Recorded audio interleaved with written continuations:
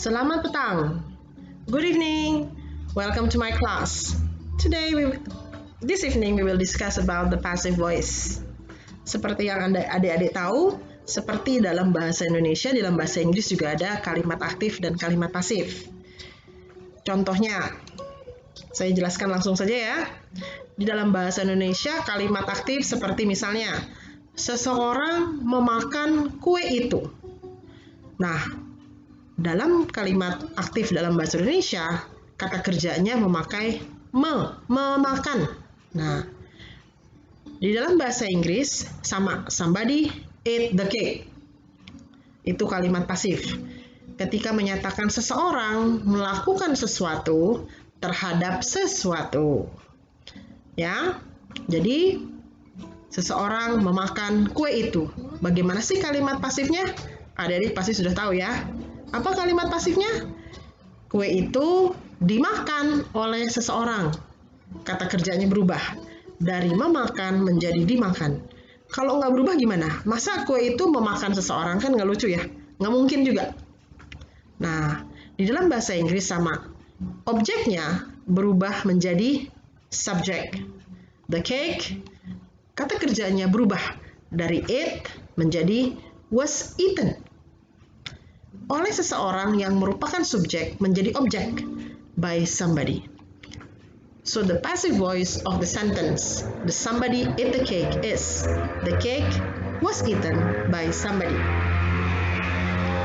Sebelum kita lanjut, kita harus tahu kapan sih kita menggunakan passive voice? When do we use passive voice in our daily communication?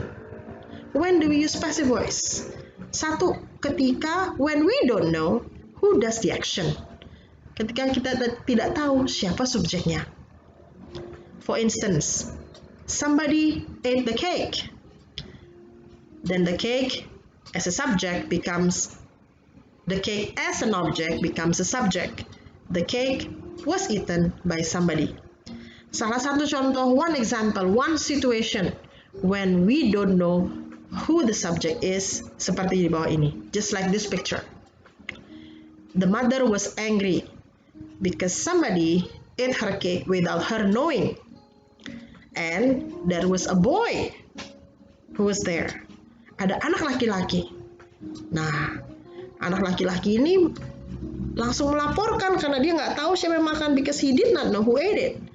So he said, the cake was eaten when I found it.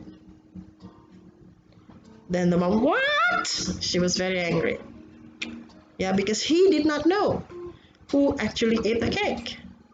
So he used a passive voice. The cake was eaten. Next. The next reason why we use passive voice is when it is so obvious who does the action. Who is the subject? It's just very obvious. For instance, the active sentence is, the customer asks for a special delivery. Pelanggan meminta pengantaran khusus. Jadi dirubah menjadi kalimat pasif. A special delivery was asked for by the customer. Salah satu contoh kalimat ini digunakan seperti situasi di bawah ini.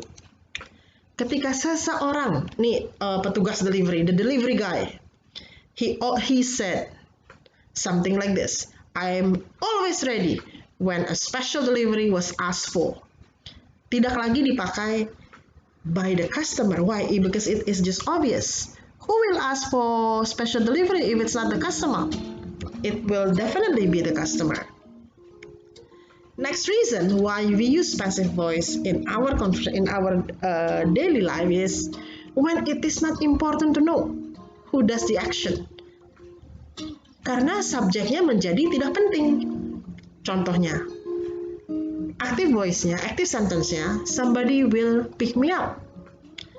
It becomes a passive voice, I will be picked up by somebody. Nah, salah satu contoh situasi, one example, one situation to use passive voice is when it's like this. Robert Downey Jr. asked Keanu Reeves, bro, do you need a ride? And Keanu Reeves answered, "Thanks, but I will be picked up soon. It is not important to know who will pick him up." Nggak penting untuk tahu siapa yang menjemput si Keanu. Jadi dia hanya bilang, "Thanks bro, but I will be picked up soon." Gitu ya. The next reason why we use passive voice is when we want to focus on the object.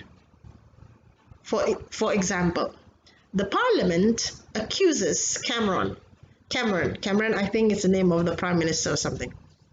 So the parliament accuses Cameron. We want to focus on Cameron. Bahwa dia melakukan sesuatu misalnya ya.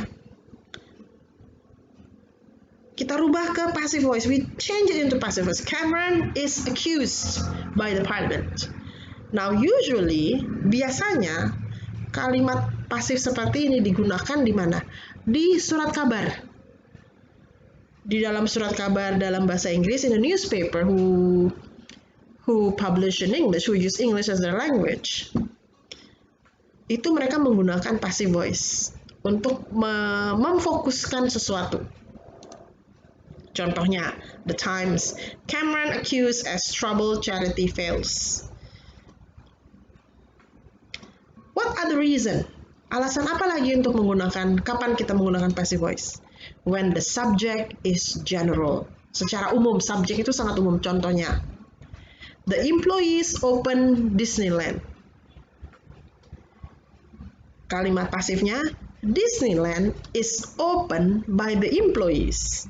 Nah, kalau kita lihat situasi seperti ini, kita lihat ya. Nah, Disneyland is open today from 8 till 9 p.m. Kan nggak penting juga bahwa menyebutkan, bukan nggak penting, pasti tahu gitu loh. Yang membuka Disneyland siapa? Ya employee-nya, ya karyawannya.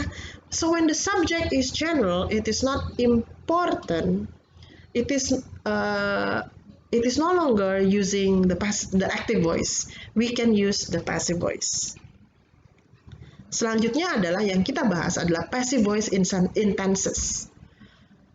How to use passive voice in different sentences, and how to change the verb, and how do we know which verb form to use, or which models, or which to be to use. So we will learn it in the next video. So for the time being, please understand when we use passive voice, and passive voice is not as scary as you all think, and we use it daily in our bahasa Indonesia as well. Kita menggunakan pasif dan aktif, kalimat pasif dan aktif di dalam berbahasa Indonesia. Jadi ini adalah sesuatu yang biasa di dalam bahasa. Selamat malam. I will see you in the next video.